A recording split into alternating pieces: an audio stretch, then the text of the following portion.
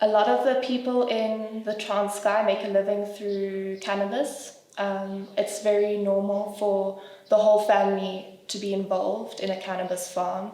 A lot of the product gets shipped off to Durban or around South Africa. People don't realize that the Transkei actually sustains a lot of South Africa's plant bud. What else do I do? Oh, I'm learning how to do eco-living in the Transkei. That's where I'm currently living, in Mthatha in the Eastern Cape. My girlfriend is a doctor there, so she's working at the Nelson Mandela Academic Hospital as a surgeon. And it's very interesting living in the Transkei and learning about the different culture. I love immersing myself in different cultures and learning and experiencing different things. I think that's how you grow as a human. So Mthatha is a very urban town in a very rural area. There's a lot of rich and then there's very poor and there's no in between. So it's quite interesting to see how the two kind of work together but not really. And it's a lot of energy in one place. The youth there are, you can see they struggle. So I don't know, like I find it very hard, like you feel like from where I come from, the privilege and like how things are just easier to attain.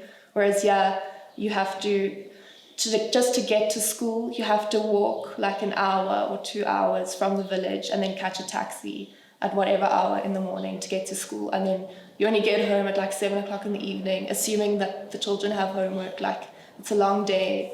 Also the type of living there, it's very rural, so often you see the kids fetching water early in the morning with like buckets on their head and stuff like that. Which, I mean, it's so interesting because even though they're suffering like that, they don't notice that they're suffering because they haven't been exposed to anything else. So they're very happy and like content.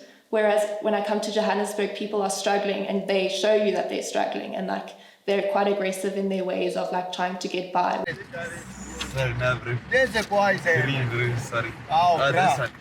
Whereas in the Phondo culture, they're very easy to get along with. They're very happy and mellow, always trying to share the good vibe, I guess.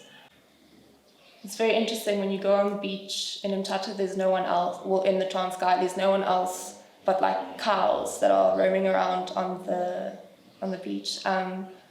But like there'll be kids fishing for dinner, so they'll go and catch dinner for the evening.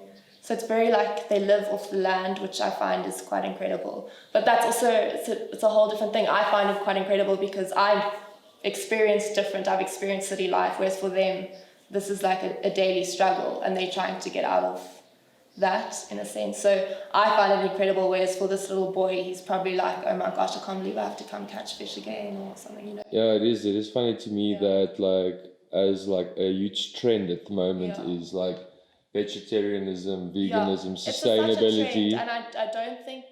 And the thing about that is like that's essentially catching a fish. Don't overfish, don't eat that, go catch your fish yourself. In moderation. And these guys are doing it because of their living circumstances. Exactly. They think our restaurants and our industry is impressive where we are trying to live like them. It's like the opposite. And we are not educated about each other, you know. We're not telling them this is right. Yeah. So that's very interesting.